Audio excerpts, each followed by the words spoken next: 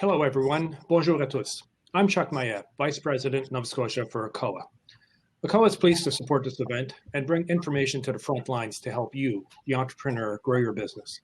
At ACOA, we work with the SME community in Nova Scotia and throughout Atlantic Canada to stay safe for the long run as we face the economic challenges of today and come out stronger on the other side. We help businesses become more innovative, competitive, and productive by offering a variety of tools and programs that will help you grow your business. One of those tools is continuous improvement, and we realize that it's something that doesn't always come easy. And that's why I'm happy to introduce this panel of entrepreneurs who have gone through the journey to help inspire a growth mindset in your own organization. From where to begin to the range of supports to get you started, this panel will offer insights on lessons learned, how they overcame challenges, and what has worked for them so far. And so, it's my pleasure to introduce Marc BABINEAU, a friend and colleague at ACOA, to moderate today's session. Marc's an economic development officer with ACOA and an entrepreneurial spirit. As a lean trainer with a Six Sigma black belt, Marc actively helps businesses create results through advanced manufacturing and increased productivity. You can find more information about ACOA through the Next Partners page or by visiting our website. But now, please join me in welcoming Marc to introduce today's panel. Marc, la parole est à vous. Thank you, Chuck. Welcome, everybody, to this afternoon's session, Implementing Continuous Improvement. Are we there yet? I want to thank all of you and recognize all of you participants out there watching this, because showing up is a testament of your commitment to your company, your clients, as well as your provincial Atlantic Canada economy. So I want to recognize you. I want to welcome back James McKenna from Glenwood Kitchen, Karen Campbell from Totally Raw Pet Food, and Troy LENIHAN from Eden Valley Poultry. Thank you, all three of you, for your leadership and your generosity in sharing some incredibly useful best practices with the listeners today. You are truly three champions in continuous improvement, and I want to recognize you for that.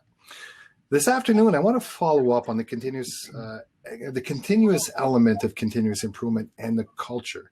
So this morning, we talked about engagement. We talked about how this is a journey. And I want to start with the first question right off the bat. With so many competing priorities out there, entrepreneurs have so many things to take care of, apart from the emergencies that pop up in every day. You spoke of the benefits and the value of continuous improvement. But how do you maintain a culture of productivity through all this? I'm going to start with you, Troy. Thanks, Marc. Well, when we say culture, of course, culture is everybody in your business or organization. So it's how we show up every day. It's how we behave. So at the end of the day, if you're talking to everybody, your plan needs to be a strong communication plan, as well as some change management practices. Employee engagement's the key. I like to say we need to tell the why. Why are we doing things, right? If you want to give your teams the backstory as to why we're doing it, you're going to get more support and sustaining improvements and coming along on the CI journey. Here we like to share as much information as we can with our teams from any department, whatever is relevant to your work area, through KPIs and measurements, because at the end of the day, what gets measured gets improved. And the team huddles are an important part of that communication piece, because we need people to feel that, hey, I have some insight into this. I'm going to be able to share my ideas with the company, and they value what I can add to the organization on the journey. And that comes with proper training and tools and supporting them in whatever that looks like. And, helping them develop their own key performance metrics. I like to say, what does a good day look like to you on the 9-cut line? I don't know. I don't work on the 9-cut line. So, and they, by default, if you ask questions like that, they start saying, well, maybe I didn't have any miscuts, or maybe I had limited downtime. So, those are key metrics we can track, and then they feel that they're a part of it and it's not pushed down. So, I think that's an important step we're doing here in terms of culture, is just getting lots of good information to our teams to make better decisions. Thank you, Troy. Karen, how do you maintain a culture of productivity? I kind of look at it in two different ways. One would be staff, like production staff, retail staff, but for the most part, production staff, and then on a management level. So training is a big thing for our production staff. But with that training, they have to have some buy-in. They have to understand the rationale and how it will improve production or improve their ability to work on the line. We also like to share a lot of information with staff. So that means like in terms of daily, weekly, monthly production goals and where we're at in reaching those goals. So they have some sort of measure to look at how their performance is going. We try and promote from within. So if that is possible at all, if we have someone that's interested in moving up and changing and growing within the company, we really like to foster that. And we find that it does a lot for staff morale. So we're happy to do that. We also want to connect productivity and quality to some real benefits that they can see. So be that a bump in pay or a spontaneous paid lunch, or just some things that we can do to keep people's interest and feel like they're being rewarded in that corporate setting. In terms of management, we have a really kind of open style that's engaging, and we really want management to brainstorm and come up with ideas and be collaborative. So on a weekly basis, we spend about 3 hours every Tuesday in a meeting where we do that brainstorming, and we've really had a lot of positive results and a lot of fun times too. And it's a good way to get together and kind of do a wellness check with everyone. In these reviews, we make sure that we go through KPIs. So we can judge the health of the business on a weekly basis. So that can be daily production or production as a function of staff hours, but we have several measures that we look at for determining our overall wellness. Thank you, Karen. James, how do you maintain that culture? For us, sorry, there's a bit of a lag there, but for us, we hired a lean company to come in and show us how to implement continuous improvement. And what we liked about this company is, you know, the saying, I can catch a man a fish and he can eat for a day, or I can teach them how to fish and they can eat for a lifetime.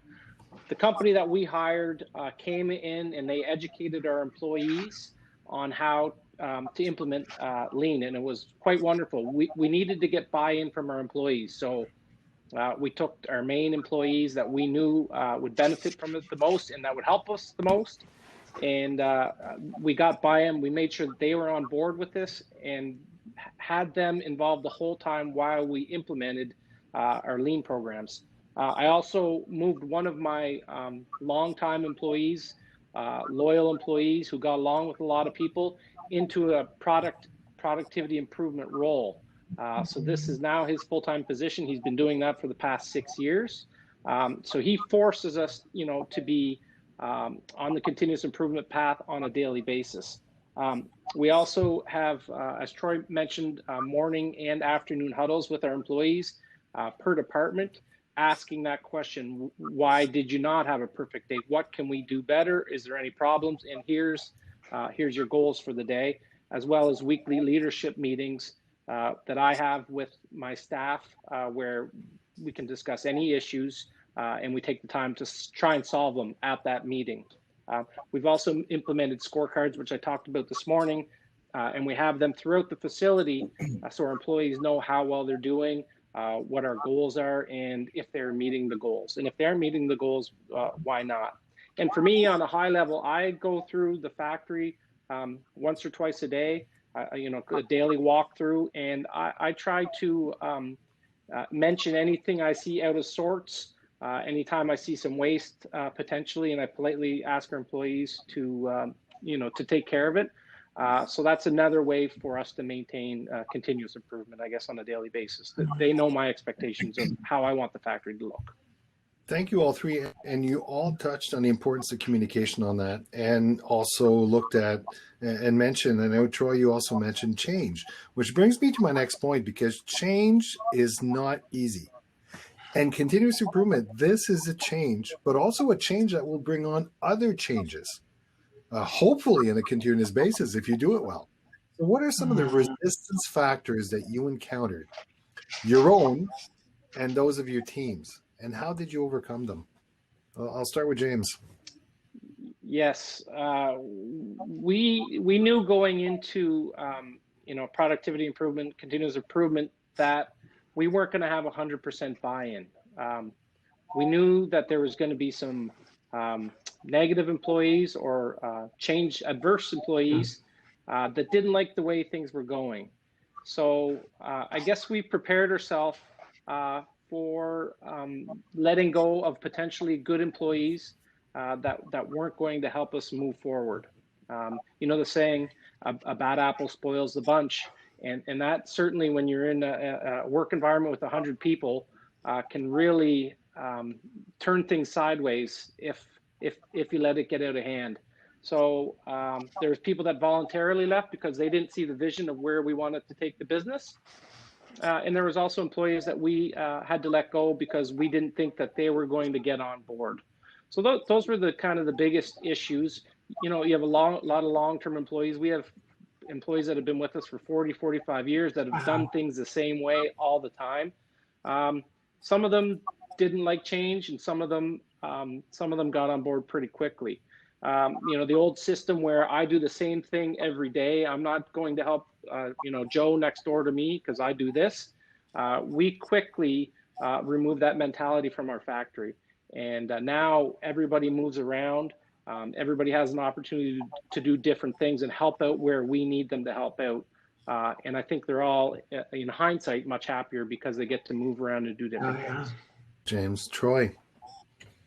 Yeah, I guess, change, and again, it involves people, right? And people can be messy with change for all the reasons kind of James talked about.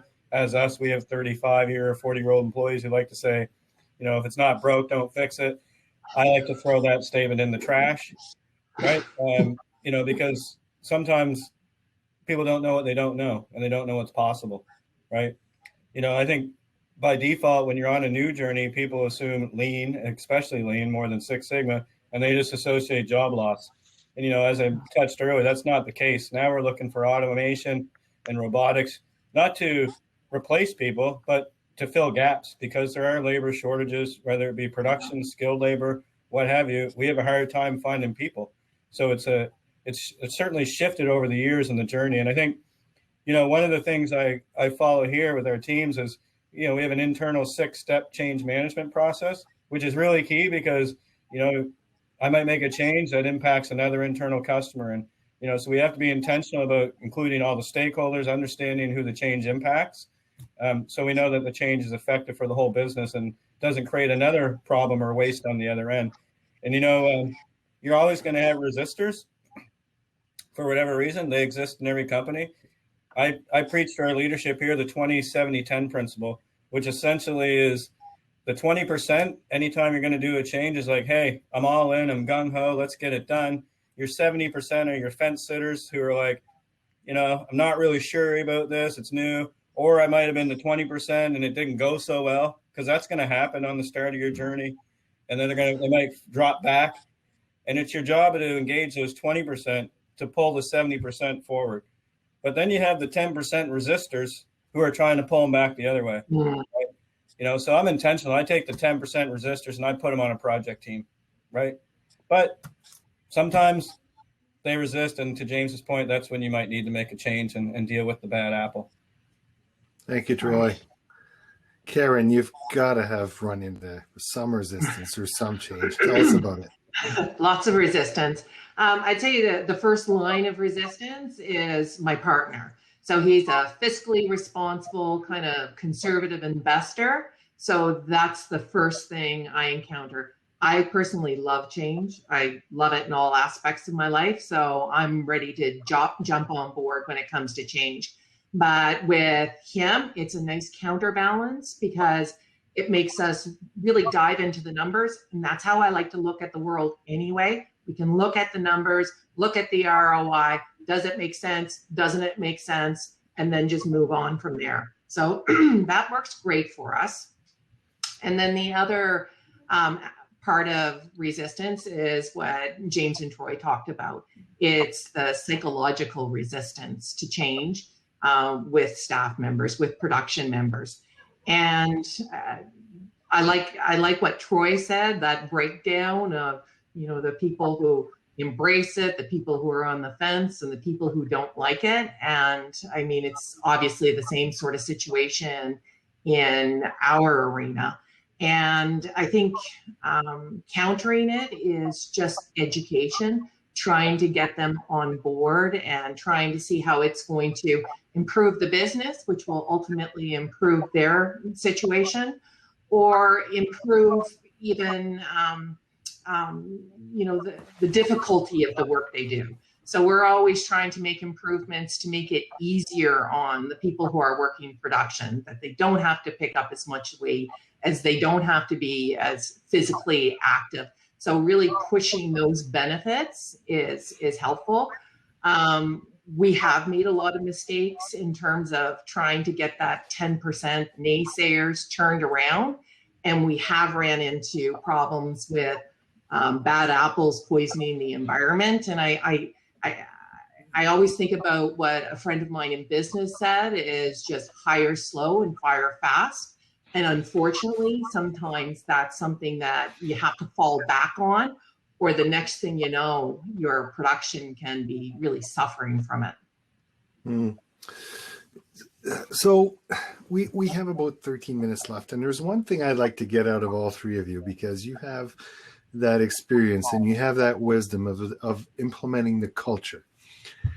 So on the topic of sustainability of that culture, if you could give advice to the people listening out there watching this right now, who either may have already started or are considering starting, what would you give them as far as advice on achieving that sustainability of that culture? I'm going to start with you, Karen.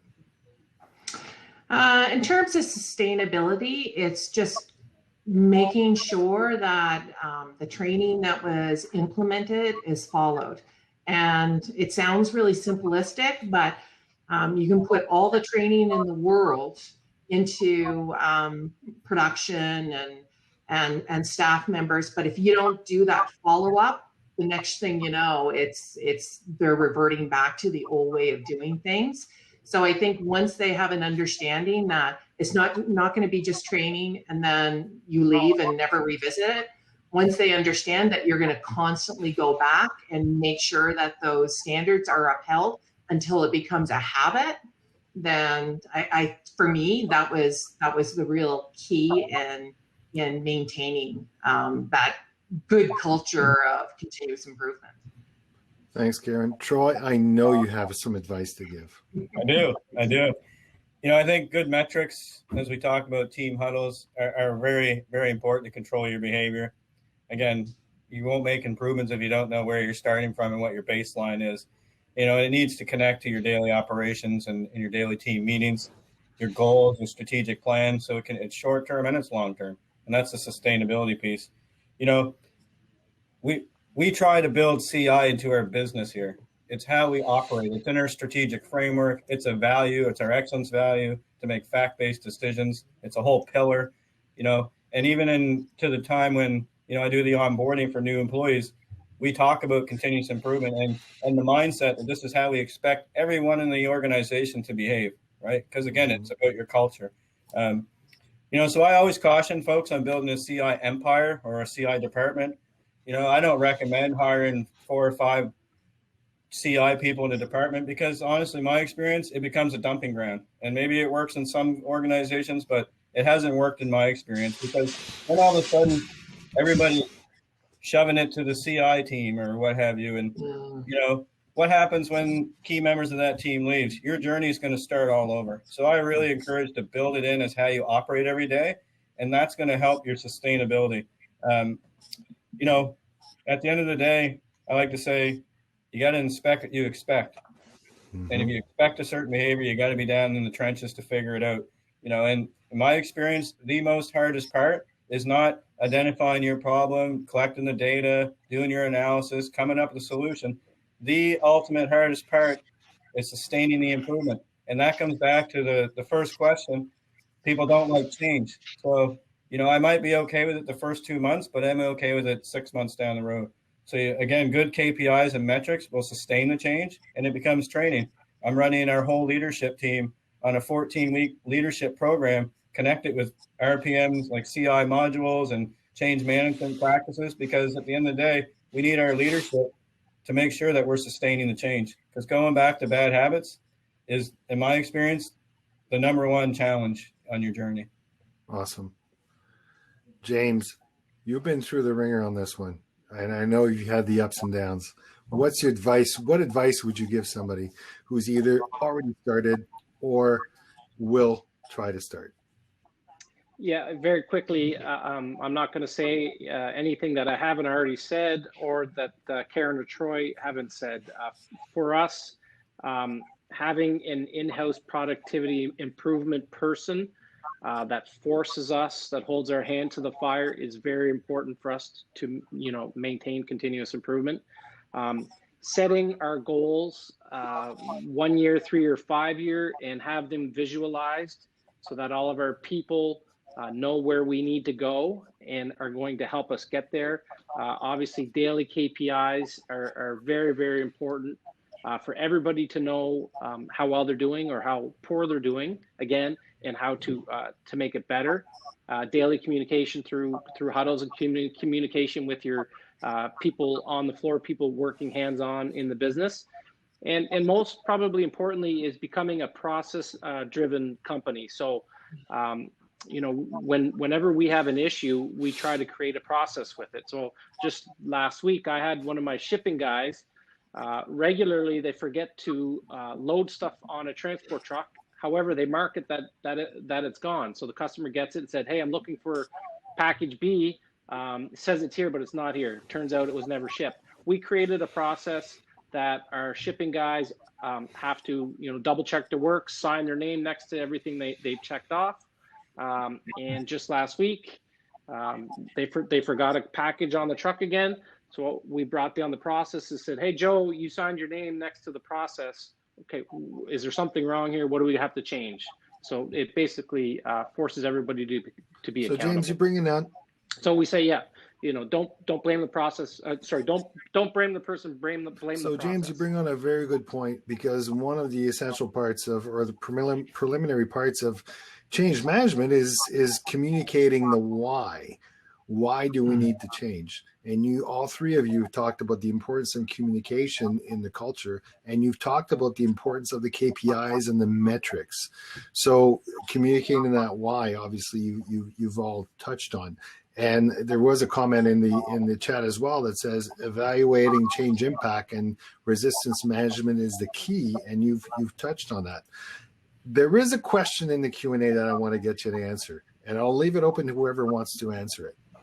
How do you get people to create their own metrics and not rely on current metrics?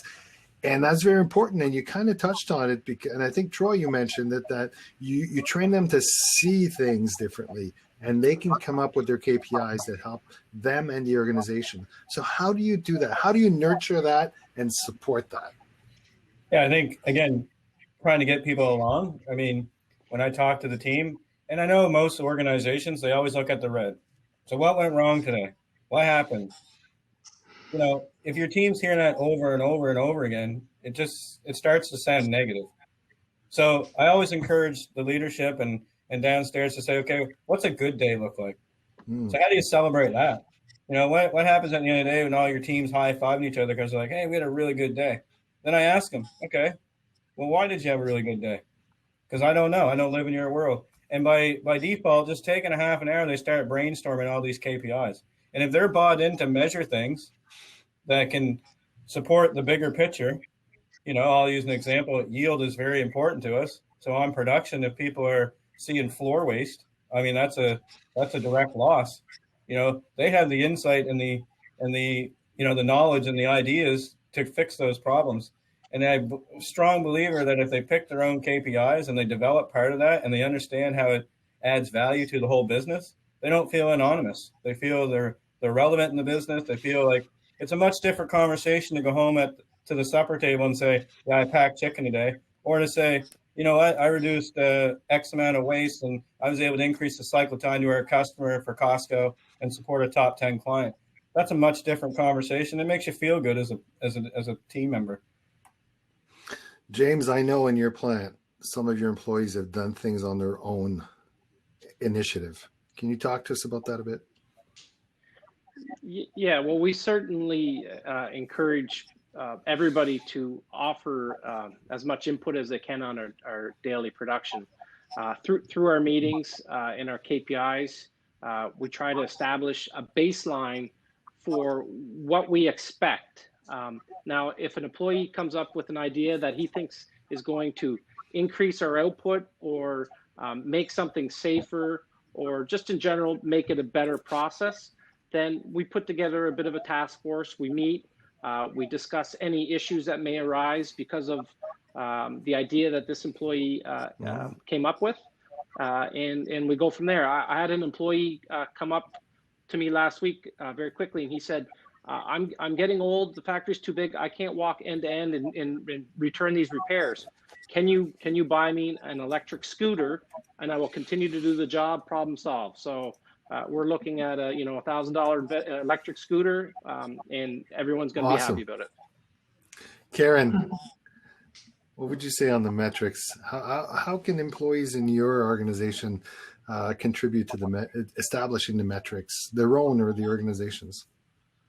Yeah, so a lot of them do it on their own as well. So we have our own KPIs, but I find out a lot of things in the lunchroom, and I'll hear the guy, I shouldn't say guys, because now we have women in production as well.